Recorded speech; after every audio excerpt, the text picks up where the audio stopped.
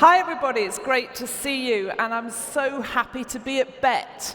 Thank you, Bett, for laying on such a good show. It's really good to be here. So I'm Freya Thomas-Monk, and I lead the workforce qualifications and training business at Pearson. At 8:30 on the evening of March the 23rd, 2020, at the moment when the Prime Minister began delivering his statement introducing lockdown, Kirsty, a trainee chef in London, had just got home to her shared flat after a long shift. She decided she wanted to change her career. At the same time, Femi, born in Guinea and studying at a college in Birmingham, was busy preparing for his classes the next day. He didn't realise they'd be his last classes for some time. These are real stories and real people. Expert witnesses who we talked to last year as part of our Inequalities Panel Forum. Our aim of the forum was to gather views and evidence on the impact of COVID on the widening inequalities gap and to consider how learning and skills can address it.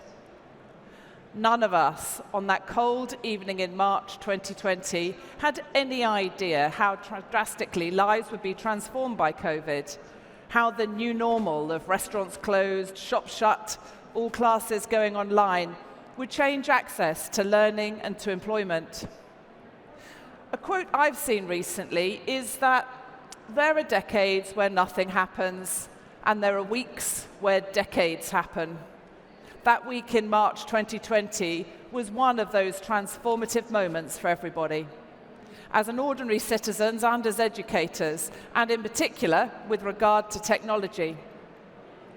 In many sectors, implementation of digital tools to enable remote work has accelerated by about 5 years. Many retailers are shifting to an online-only model. How we use our time, how we use our space, where we perform tasks and activities have all been thrown up in the air. Long-standing business models have ceased to exist, and others have taken their place. Above all, expectations have shifted forever. My theme today is insights and inclusivity, putting individuals at the heart of creating their future. This aligns with Bett's 2022 theme of Create the Future. I hope that by the end of this session, our thoughts on the impact of the pandemic on learning will be clearer, as hopefully will our perspective on the other big drivers of change, particularly of futures, inclusion, well-being, skills, and innovation. I am acutely aware I am addressing a global community for education technology. I can see you all out there. And in doing so, I am speaking to individuals who appreciate the huge impact technology is having on the future of work. We all want to understand the impact this technology to help understand the future of work.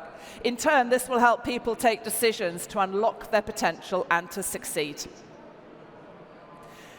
The rate of technological advancement, and in particular the rise of data-driven and AI-augmented services, is phenomenal.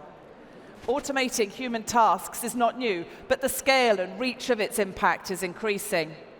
8% of the current UK workforce is at risk of being impacted by automation in the next few years. By the mid-2030s, this could increase to 30%. To quote the OECD, it's not so much that robots are taking over, but that routine and repetitive tasks can be carried out more quickly and efficiently by algorithms. There is understandably a lot of concern about the socio-economic impacts of automation. However, there is also a great deal more opportunity than many of us realise, both to create new jobs and to help people to transition into those new jobs from existing roles. The key is to really understand the future demand for skills and to make the right sorts of interventions to allow everyone to take advantage of the opportunities that automation will create. Alongside this, we have an ageing population. In the UK, there are nearly 12 million people aged over 65. That's about 1 in 6 of us.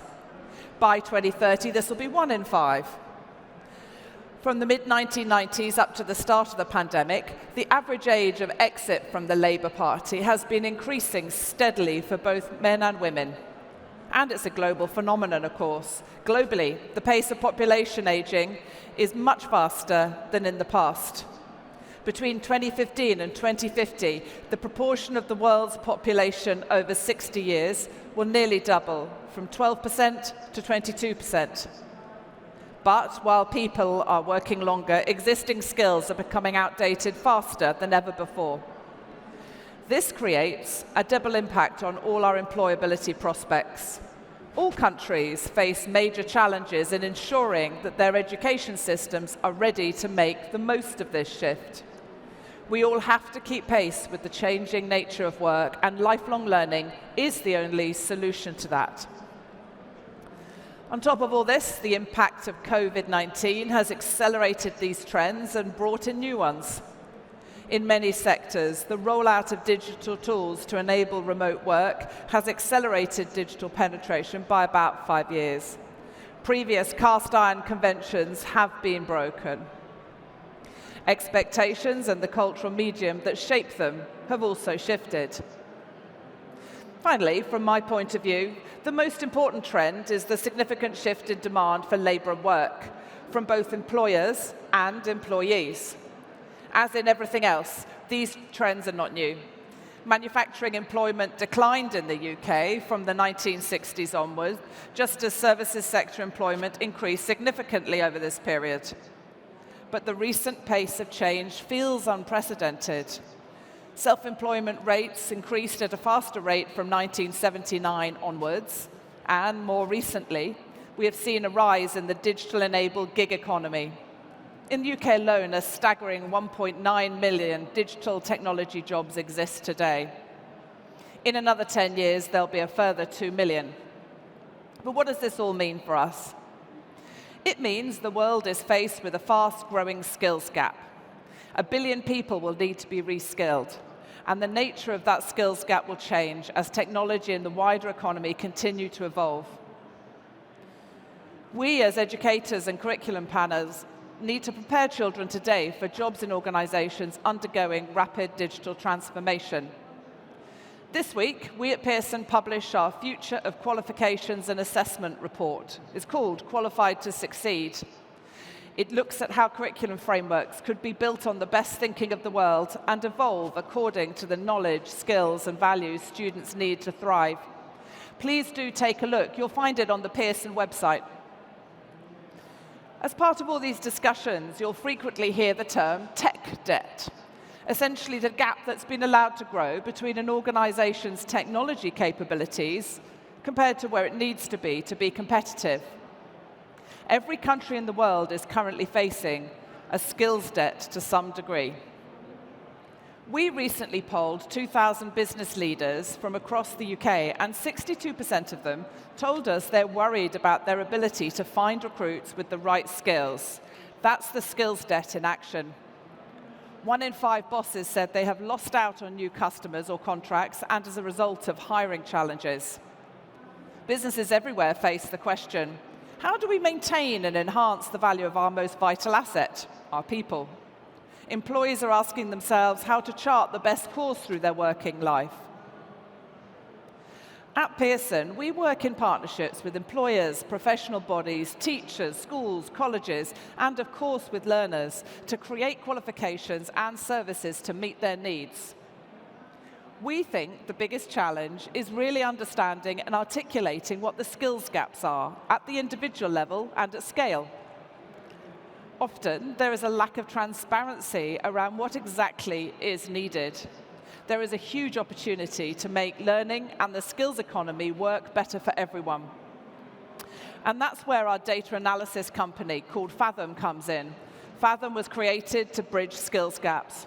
The technology is built so that we can foresee and proactively fill the skills gaps that are set to emerge as the macro trends become more prevalent. We use Fathom's artificial technology to simulate how technological change will disrupt jobs and accurately map the skills needed to future-proof workforces at scale. Using this insight and combined with Pearson's deep understanding of learning at different life stages, we create qualifications, learning and services to give employers and individuals the learning they need. We can work together to help companies reskill, retrain, and mobilize their people, avoiding the cost of restructuring, recruiting, and onboarding.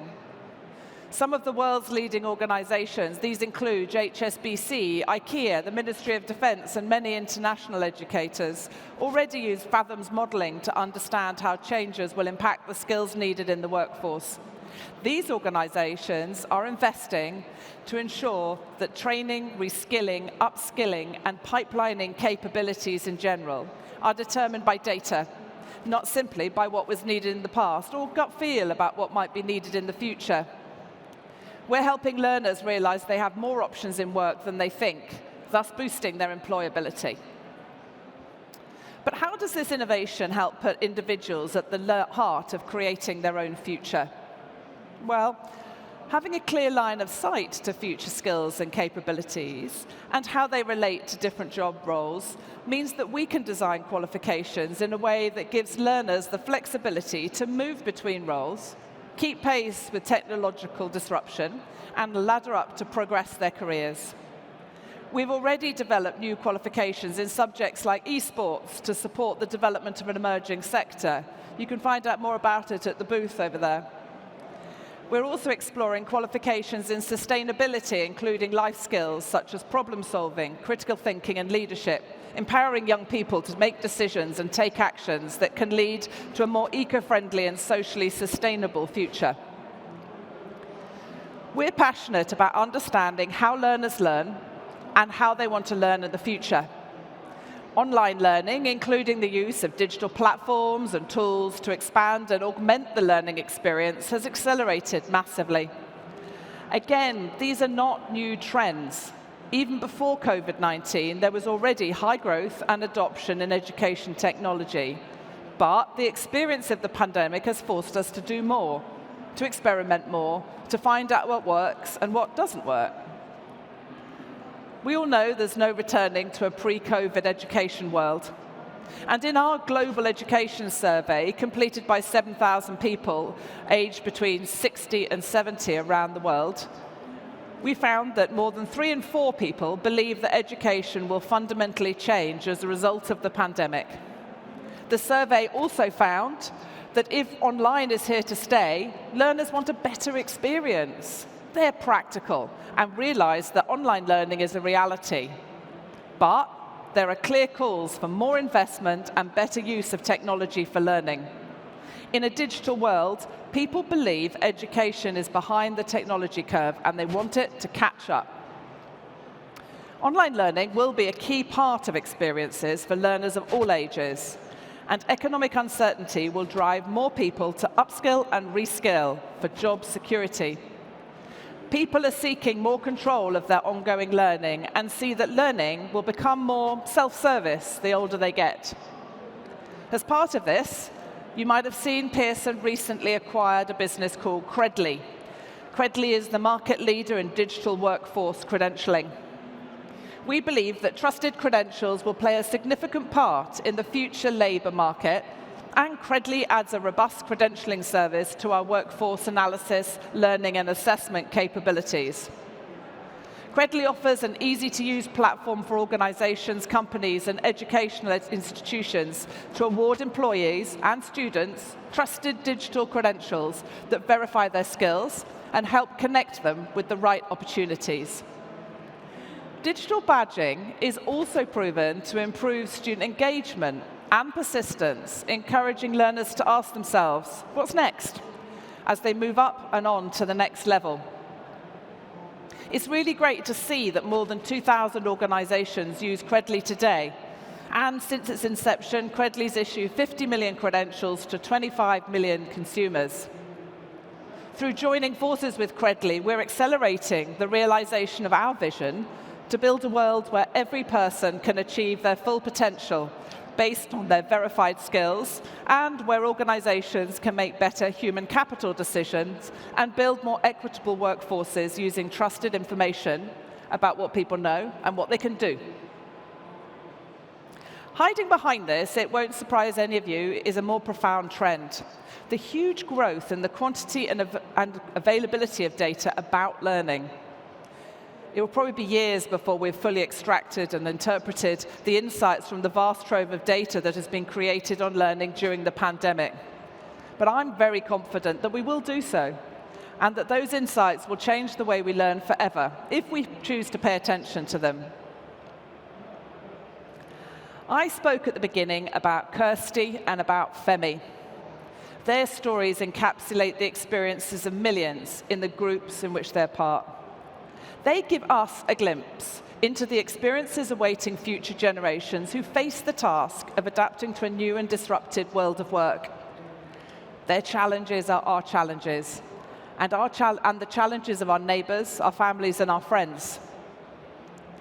We're all working against a backdrop of huge change in the nature of work, driven, of course, by wider changes in our economies and societies. COVID-19 has accelerated these changes in many ways, so fast, in fact, that it will take some time for us to fully absorb how significant that acceleration has been. The implication for the skills we need and how we develop them is profound. And in order to respond to this, we, every organization, every individual here today, will have to make constant evolution a part of what we do, and we will have to continue to put equality and diversity front and center. True equality is an equality of standards and principles, of behaviors and values, and that drives our aspirations. Our vision is to enable employers to develop a talent pipeline they don't have today, to ensure that as a country we address our skills debt, and with learners we create the future path that is right for them. Also, we want to work with you. You're at the sharp end and your feedback is vital to Pearson. Together, we support our young people and adults in achieving rewarding lives and careers. We want to harness the power of technology to enable everyone to find their passion and to shine. Thank you.